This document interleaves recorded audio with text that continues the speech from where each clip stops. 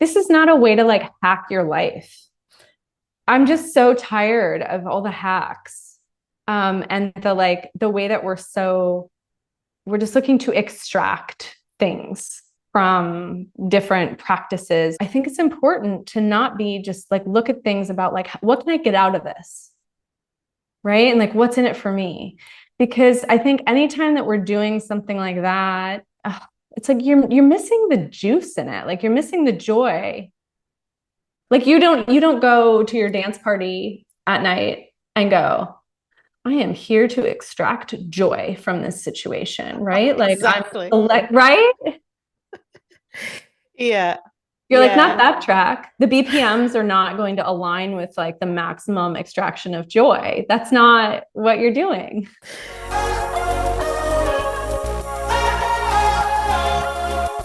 Hey, welcome to the Bodies Built Better podcast. I'm your host, Jackie Tan, and I really appreciate you being here with me today.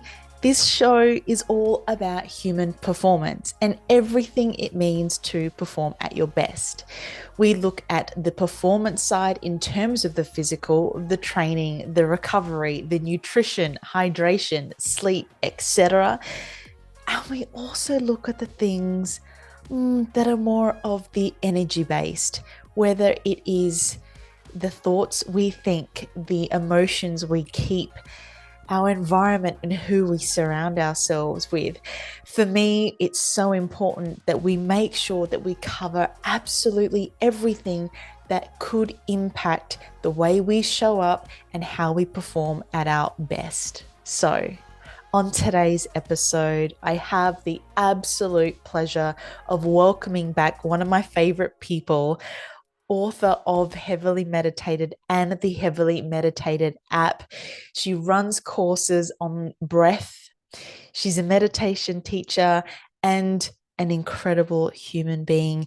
Cady is back with me and she's guest hosting this show. And today we talk about rituals and why they play such a huge part in how we show up.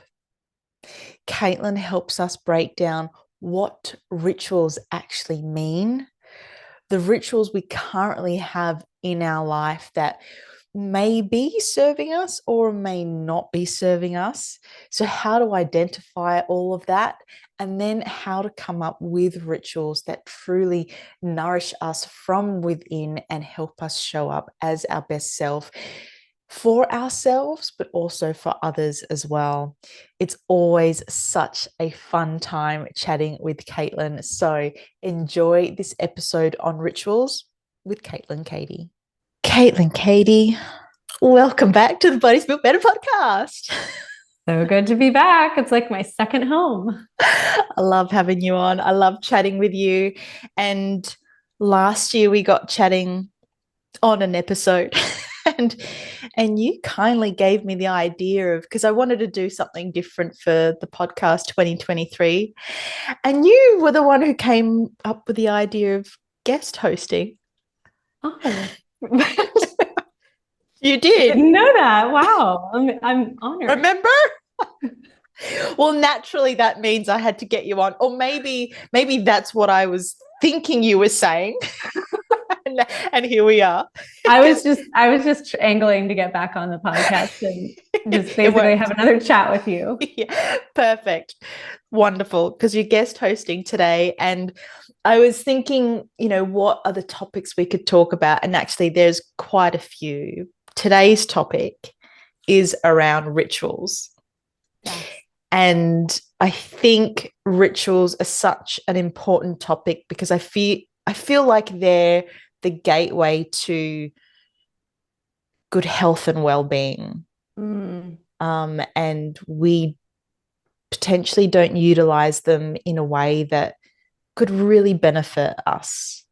So I would love to hear your thoughts on rituals, what they are to you, and why you think they're important. Yeah, I love this topic because it really made me, I mean, it's a word I use a lot, right? And a term that pops up in my work a lot. And something that I think is really important and valued in my life and in my practices.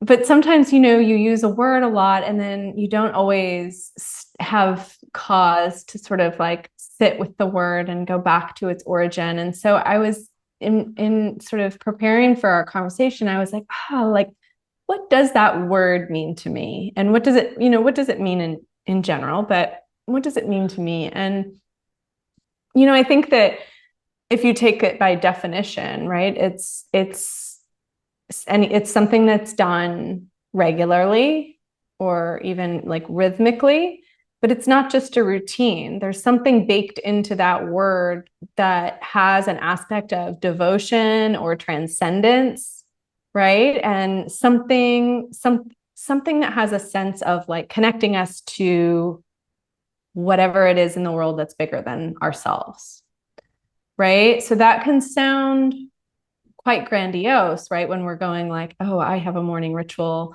and it involves like 3 beverages, right? But what I think is so important about it is that it's not just a routine, right? It's not something that we do routinely or regularly in a specific order. There's this other aspect within it that makes it feel different, right? And so what is it?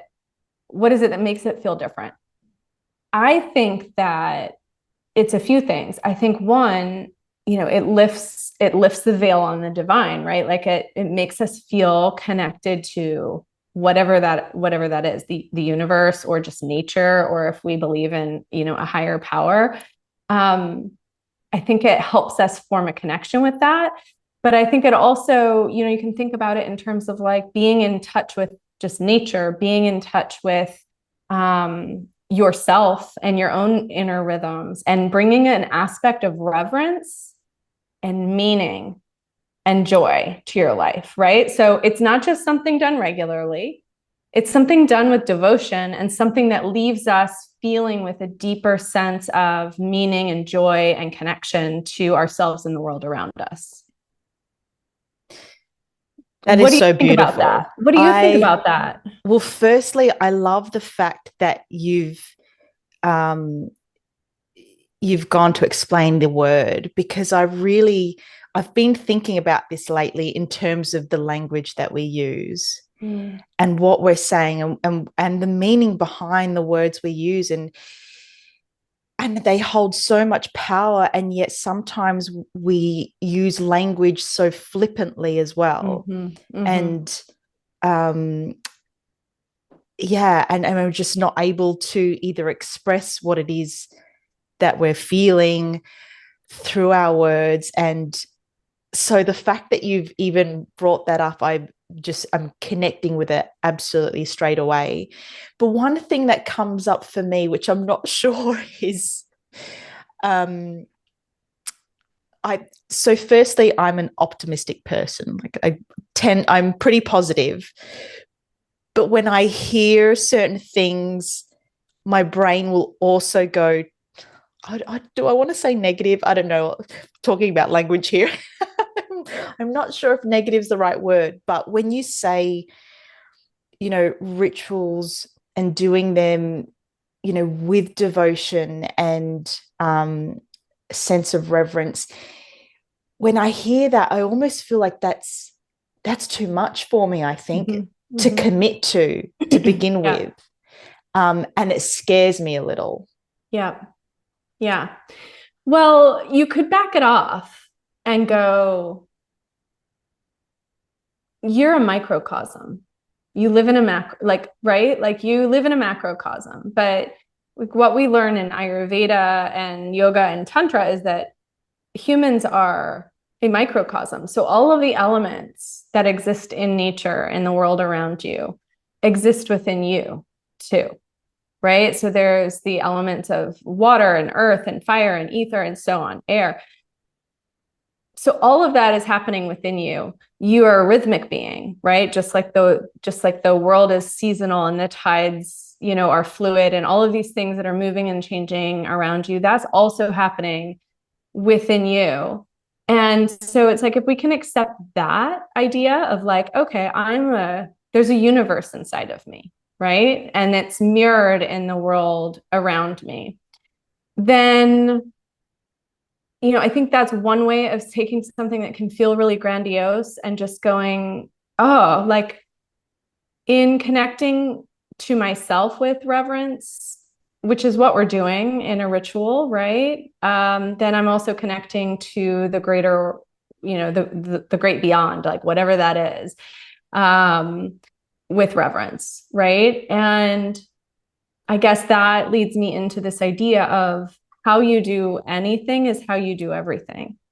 And a ritual, like a meditation practice, is a training ground, right? It's a sort of container in our lives for us to practice a way of being, a way of attending to things that serves us and creates, more joy, more positivity, and more meaning in our lives.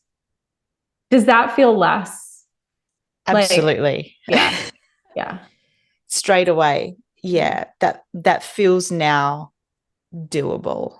yeah, yeah. And it's like, okay, like a ritual, it doesn't like, you don't have to like, it doesn't need to be something really complex. It's, or something esoteric or even spiritual, it's just like, it could be the way that you make a cup of tea and drink it, right?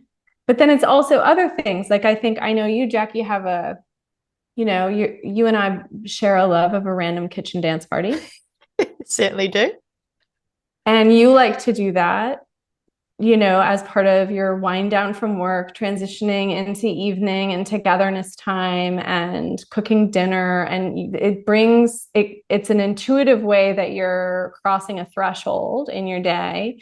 And it's something that brings joy and meaning and even a sense of reverence for, this important part of your day, which is, a time for togetherness, a time for, nourishing yourself and also for having fun. That's a ritual, right? Absolutely, yeah. Because And you it's do funny it because, regularly. yeah, which I would never think of it that way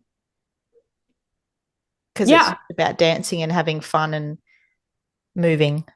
Well, but yeah, and I think that like that's something that we can get a little bit too serious. And this is what I also want to say about like morning rituals in general is like this is not a way to like hack your life. I'm just so tired of all the hacks. And the way that we're just looking to extract things from different practices or whatever. And we were talking about a sciencey sort of podcast before we started recording that we both listened to that is very extractive. And I feel like, I'm a big fan of looking at, scientific studies and like seeing the evidence of the way that, different practices can positively impact our well-being. I love that. And I really love the way that it's often just really echoing what the sort of ancient knowledge or wisdom is. It's like phenomenal how often they just line up perfectly, right? Like what an ancient yogic understanding of the nervous system and then what's being sort of uncovered in labs today. It's like they mesh perfectly. That being said, as much as I love science and I love understanding the why behind things and seeing that they do work, I think it's important to not be just like look at things about like what can I get out of this? Right? And like what's in it for me? Because I think anytime that we're doing something like that, it's like you're missing the juice in it. Like you're missing the joy in it. Because that is not a relationship it's not a conversation. And that kind of brings us to, what we were talking about, this, how beautiful it is to like have these, guest posted episodes. It's like there's so much chemistry and so much alchemy that comes in co-creating something. And so if you think of a ritual or whatever you're doing as being, mutually beneficial to something other than you, and that you're not just trying to extract something from it, that brings a different tone to it too. Like you don't go to your dance party at night and go, I am here to extract joy from this situation, right? Like Exactly. right? Yeah. You're like, not Yeah. that track. The BPMs are not going to align with like the maximum extraction of joy. That's not what you're doing. So good. Exactly. It's when did we become so transactional with Oh, everything that we do? yeah. It's just like things have lost meaning. It's yeah. Well, you're taking things out of context, right? When you're being transactional like that. And I Mm, think you're so right. Like that's such a perfect word to use because, and I think probably, the answer to that question is like patriarchy, capitalism. Like we are an extractive, transactional culture. And I think that maybe that's why ritual for me is so appealing, is that it feels like, yeah, certainly there are benefits to it in terms of how I feel, but it also just it, it tunes me into the things that are so beautiful and that are free in life. yeah. And that I can be a part of not only, opening myself to that, but perhaps even showing my gratitude. That's why that word reverence is so important.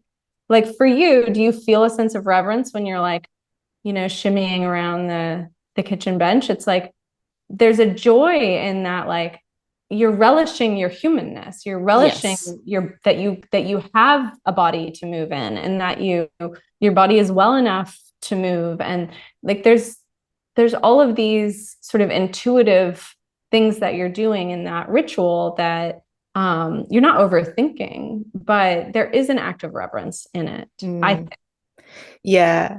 Yeah. That appreciation for so many things, for what my body can do, for the rhythm that I hear, for the music that I'm listening to, and the artist that has put that, those lyrics to get written those lyrics. Yeah, there's so many layers to that.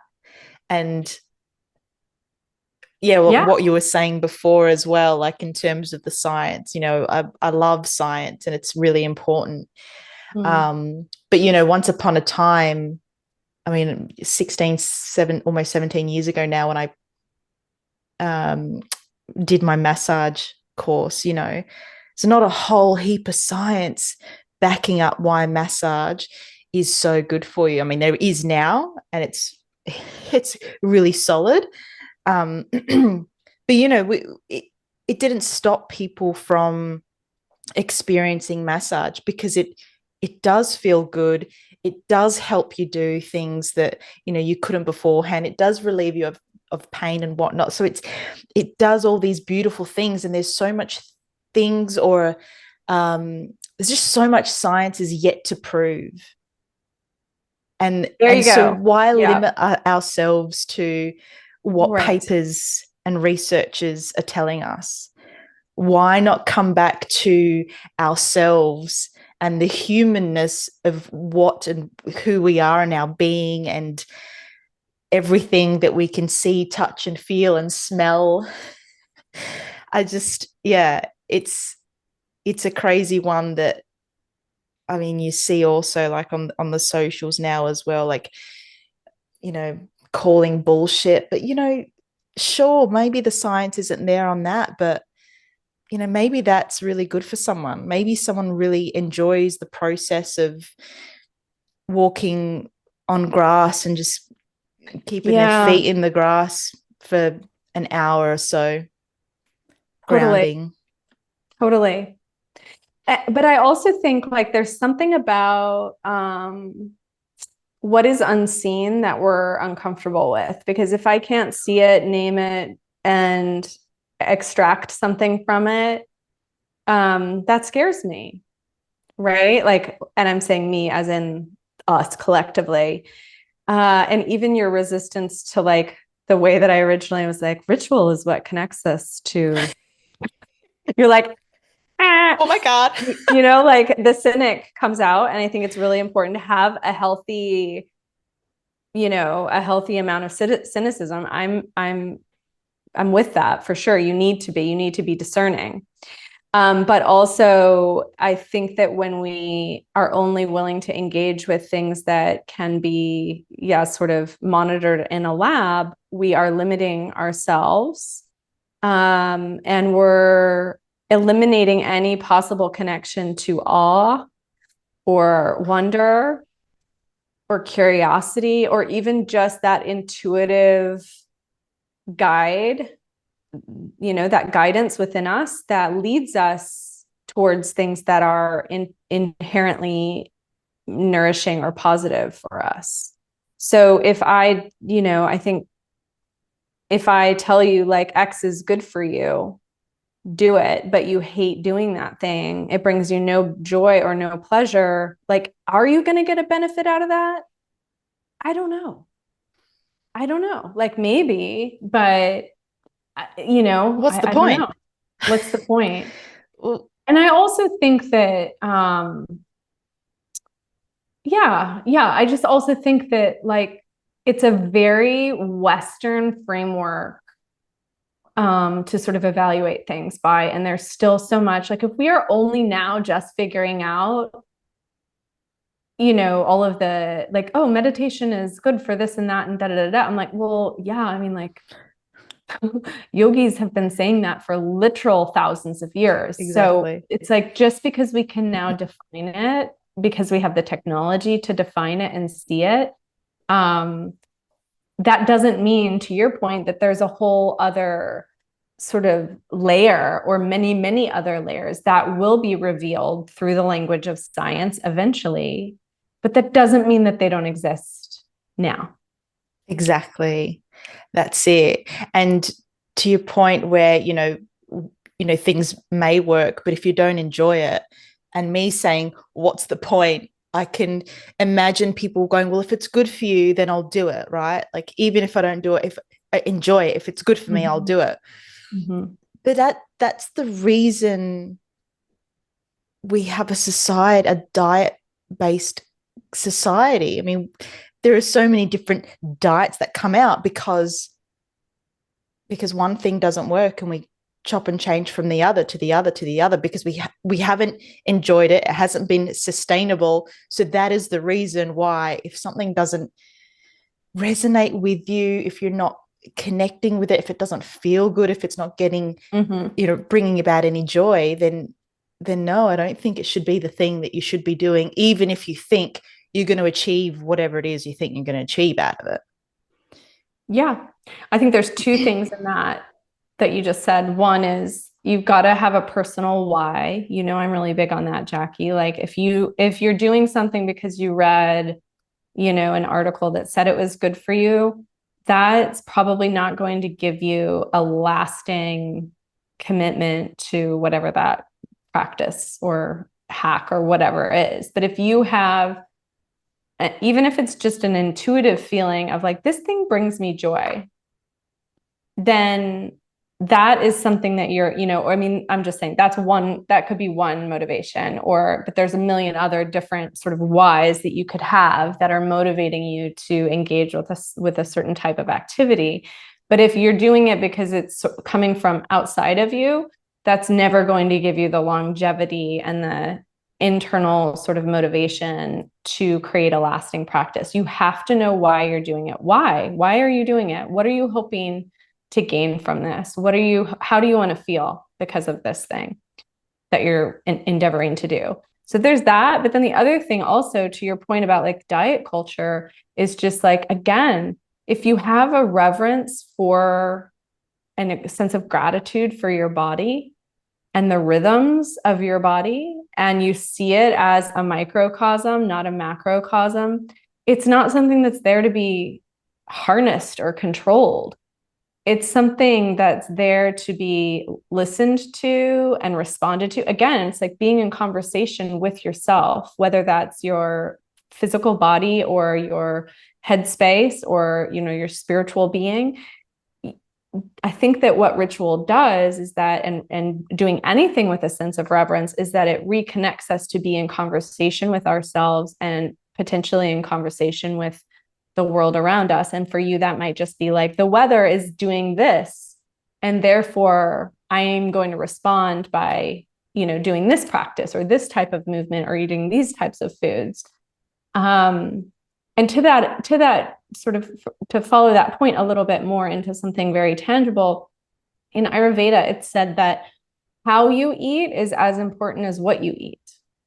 So if you're eating like the most nourishing bowl of food, you've got your brown rice, you've got your ferments, you've got your lean protein, whatever, but you're doing it while you're eating it while you're in like a state of stress or overdrive, or you're like watching the Kardashians while you eat it, you're not going to get the maximum sort of benefit of that, right? You're just not.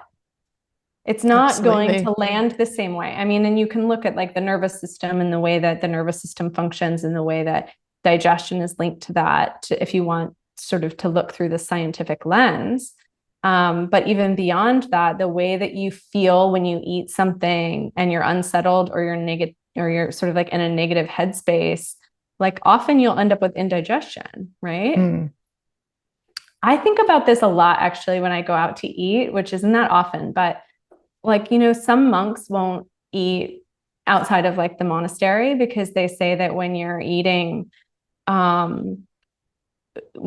food prepared by someone else, you're eating their consciousness. So like you're eating their energy, like not like literally, but you're consuming whatever state of mind that person was in when they were preparing your food. That's why I want to come to your house for dinner, because you're doing it with like beats and shimmies and shuffles and maximum joy. So I'm into that. That's the bowl I want to eat. Oh yeah. The joy Jackie bowl. But isn't that interesting? Right? Definitely. Like, it's not just about like calories and nutrients and vitamins. It's like, how do you feel in yourself when you're eating? How do you feel about the food? Do you, like you look at like saying grace, that's not something my family ever did, but I have a little moment before I eat where I just take a deep breath and, say something sort of mentally to myself of gratitude for what I'm about to eat. And, and I mean, there's different things that you could sort of like, there's a menu of different sort of, almost you could think of them as like little affirmations or blessings or whatever that you could choose from, but try it.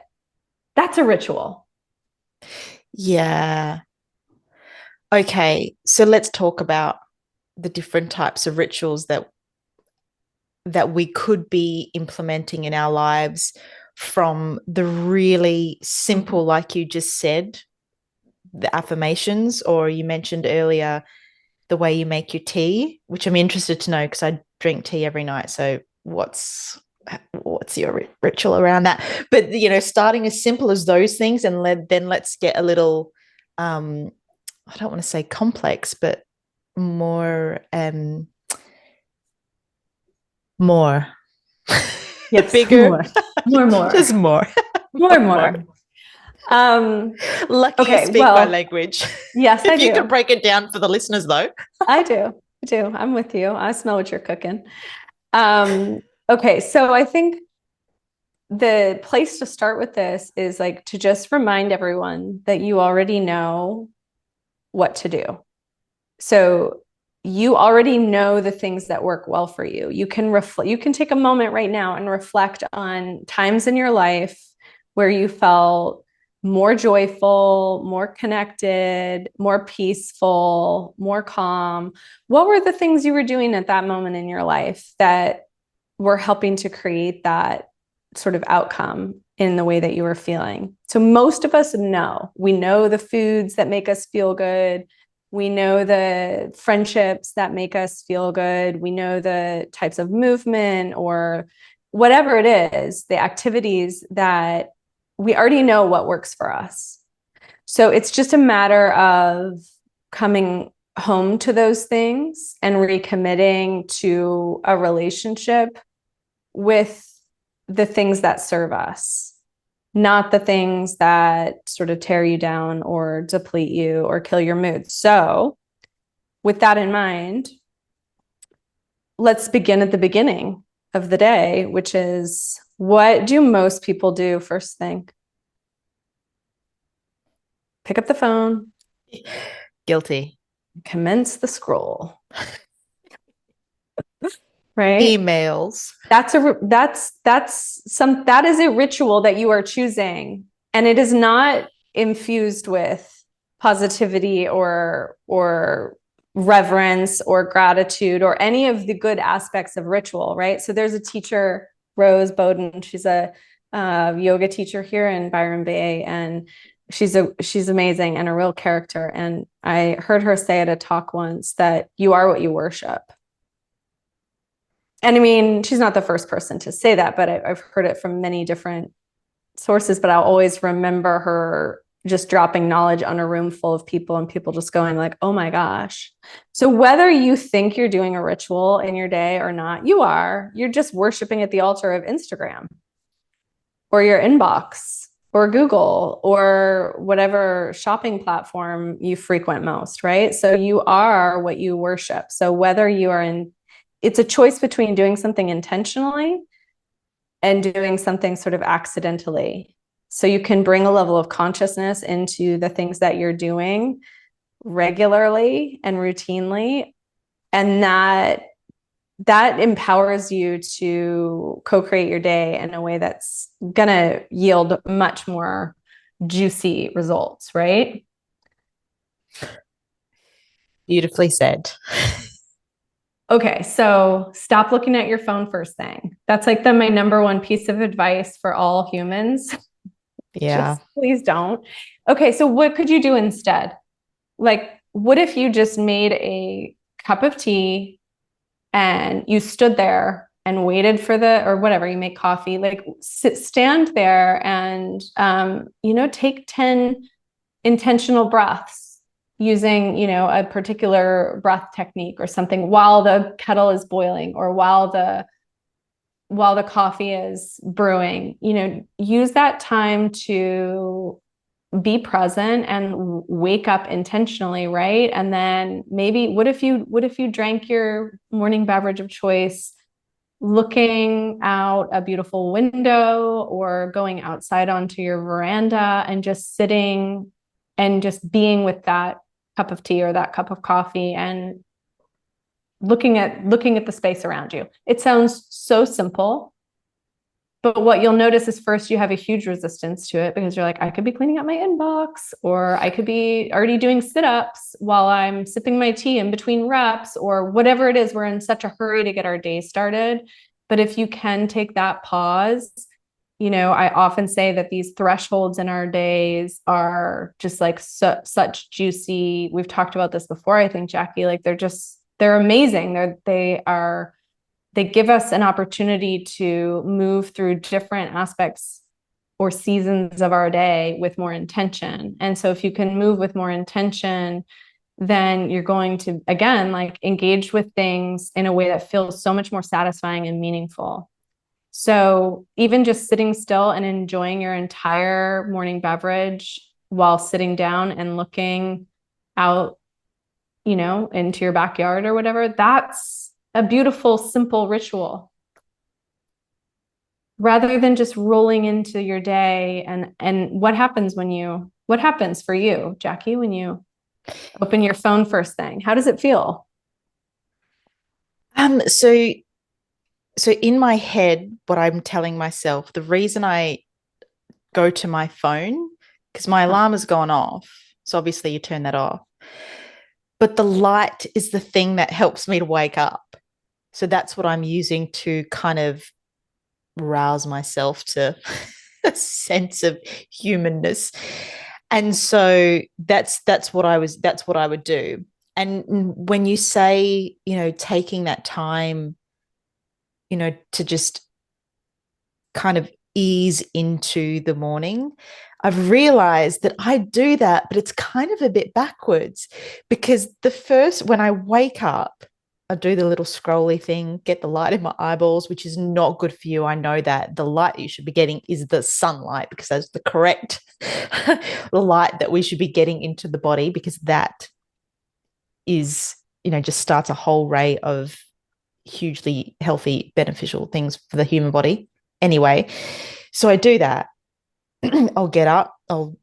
If I'm going to work that day, then it's shower, get ready, go to work. So that's like in a hurry getting it done. But I go to work, I get to work at least 40 minutes early. And that is actually the time I just sit. And that's my chill time where I'm just doing things around the place, setting up the room. And of course, as a massage therapist, the room is really kind of dimly lit and it's kind of nice to just chill in. That's where I'm that's where I'm kind of just easing my way into the day. Mm-hmm, mm-hmm, mm-hmm. Yeah, which makes sense in the type of work that you're doing. Um, I guess the concern with opening your phone first thing though is that like there's kind of a good chance that there's going to be something in your inbox or on Instagram or in the news that's going to like be upsetting. Mm.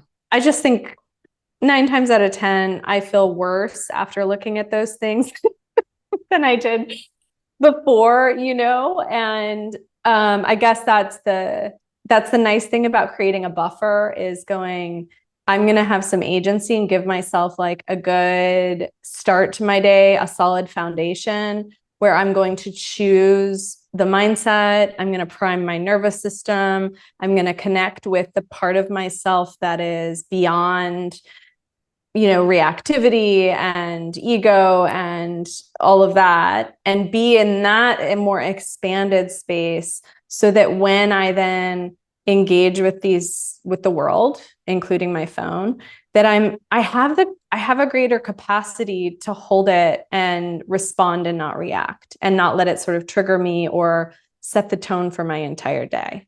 Mm. So that's I guess, the logic behind it. For me.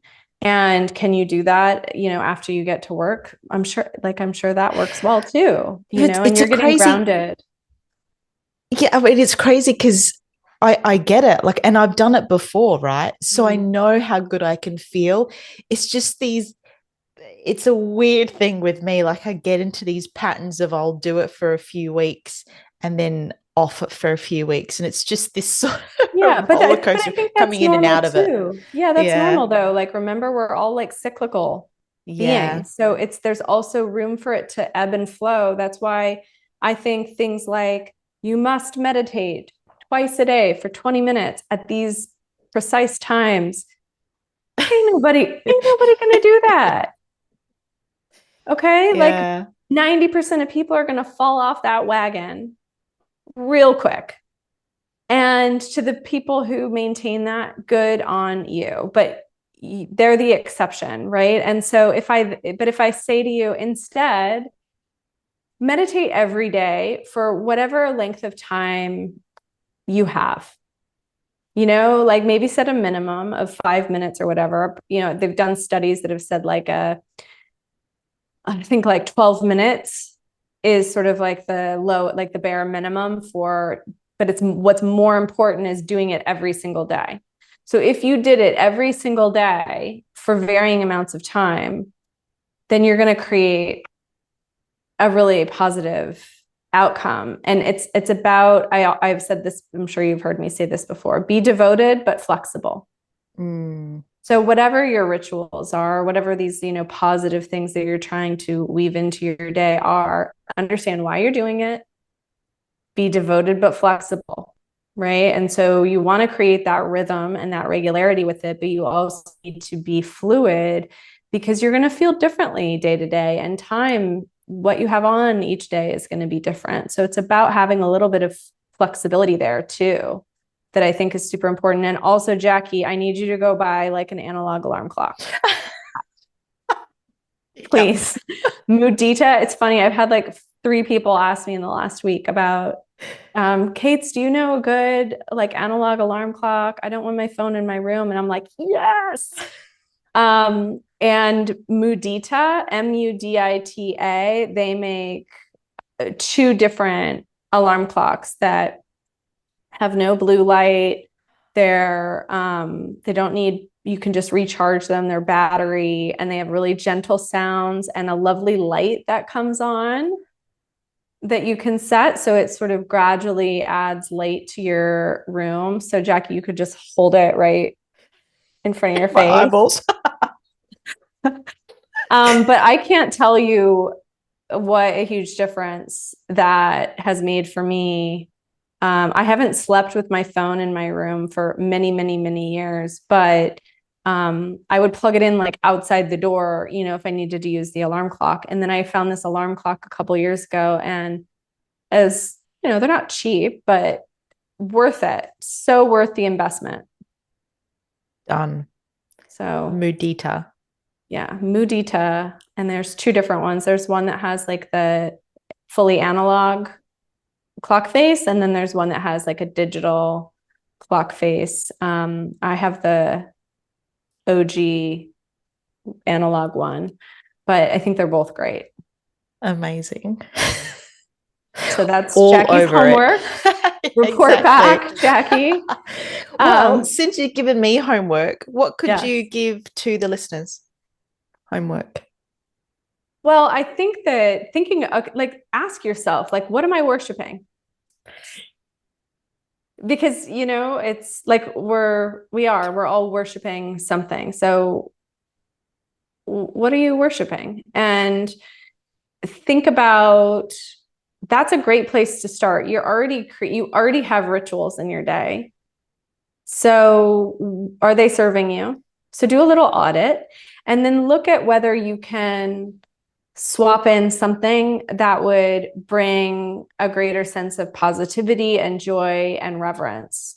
So typically the rituals that we're doing are at like thresholds in our day. So it's like when we're waking up, when we get to work, when we stop for lunch, when we go to the bathroom, even. Like, how many people take their phone to the bathroom? You can't leave your phone on the table. Like, why? It's kind of disgusting, isn't it? What were those little Tamagotchi? Do you remember this? Tamagotchis. Tamagotchis. It's like you can leave your phone. It's going to be fine. Even the way we say, like, I'm going to check my phone. Like, it's fine. It doesn't like need feeding or watering. It's going to be fine without you. Are you okay? But even those things, it's like, notice the little pauses or the like very subtle thresholds or transitions in your day when you leave, you go home from work or whatever it is. And that's often where you'll find these sort of like unintentional rituals that you've created for yourself. So just maybe look at, okay, what could I do? What could I do instead? And maybe start with one or two. So maybe it's the way that you have your morning beverage. Maybe it's starting your day with a meditation before you're allowed to touch your phone. Or if you're using an app, then it's like, go open up the app, do your meditation, and then you have permission to, like, you have to kind of do that habit stacking thing where you just go like, I will do this after I've done that. And maybe it's taking 3 deep breaths and saying something affirming and positive before you eat each meal. Maybe it's having a dance party while you're cooking your meal. Maybe it's lighting a candle at dinner and making sure everybody's devices are away. There's all of these little things where we can create more meaning and beauty and reverence in our lives. We just have to decide that we're going to intentionally choose those rituals versus just defaulting to the shit that tears us down. So that's your homework. Do a little audit of your day and look for the things that you do. I mean, I think the main sort of like source of issues in people's lives is like their phone. I hate to say it, but true.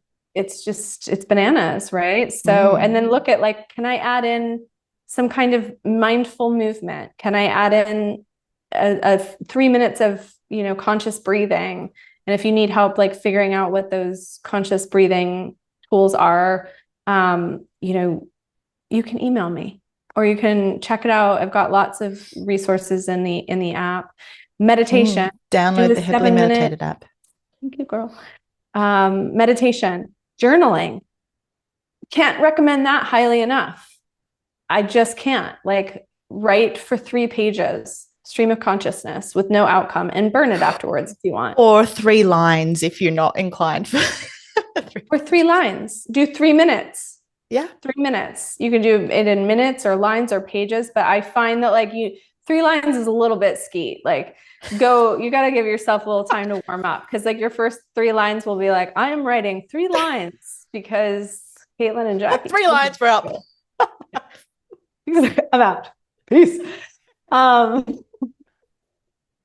Yes, but truly, like that can be cathartic and amazing. A gratitude ritual. Write down 3 things you're grateful for from the last 24 hours. Inspiration. Read 1 or 5 pages of a book that's inspiring. And reverence and wonder. So just like look outside. If you live near nature, then like go for a cup of tea or a walk and just look at nature around you, or go, anywhere. And there's beautiful spaces no matter where you live, right?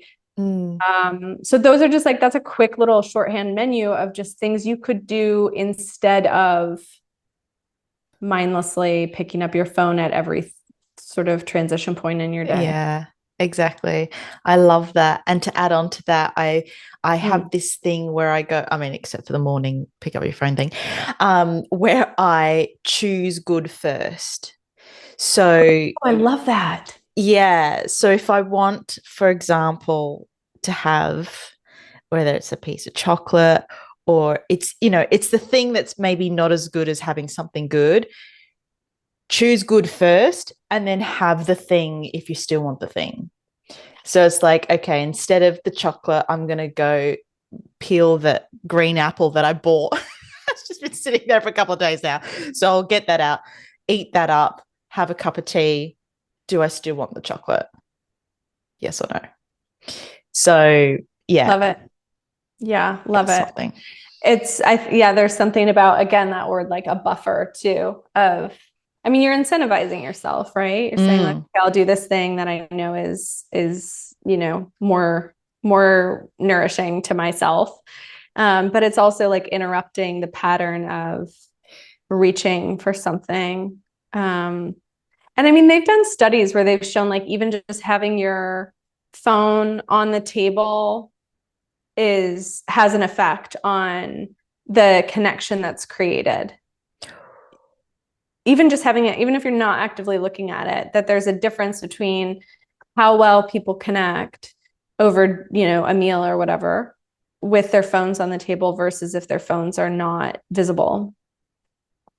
Ooh, yeah, I don't like phones on the table. But that's a buffer, right? Like if you put it away, you have to make more of an effort to go get it, right? And eating the apple is the buffer. Doing the meditation is a buffer. And also, all of those things, they're buffers, but they're also creating a positive outcome in and of themselves, which is great. So good before, what is this? Choose good first. Choose good first. I'm like, good before better. No, that's not it. I think, is that what I said? Because it's not what I said. It's what I said, because I'm in my mind. That's the way I've gone. Good before better. I'm like, the apple is good, but the chocolate is better. That's totally right, though. Oh, damn it. I put that in my head. Choose good first. Oh, lovely. I love that. So good. On that note, I think we've given listeners all the recipes they need for building better rituals. Thank you so much for chatting with me today. Thank you for having me. That was Caitlin Cady, all on rituals. I would love to know what rituals you currently have, whether they are good ones or maybe not so good ones, just like myself with the whole phone thing, which I'm working on. I think I'm doing pretty good, I think, because sometimes the phone is in the room and sometimes it's not. So, hey, I'm weaning myself, right? I've got to start somewhere. But I do have some really beautiful rituals as well. As you would have heard in the episode, I do love a good dance and a boogie during my cooking for dinner prep. So I would love to know what it is that you do in your day-to-day routine and how you go about setting a new ritual or maybe breaking one that you currently have. So reach out. I would love to know. I hope you enjoyed this episode as much as I enjoyed filming and recording it. Get in touch because I really want to know what you're doing and how you go about setting yourself up for success, within the rituals, within self-talk and affirmations. I think they're an amazing tool to be getting the best from ourselves. Thank you so much for tuning in with me today. And Caitlin, I appreciate you and your time. If you had a spare minute, I would love and really appreciate you leaving a review because this really helps the podcast grow. Once again, thank you so much. Have the best day, week, month, and year. Stay awesome. We'll catch you next time.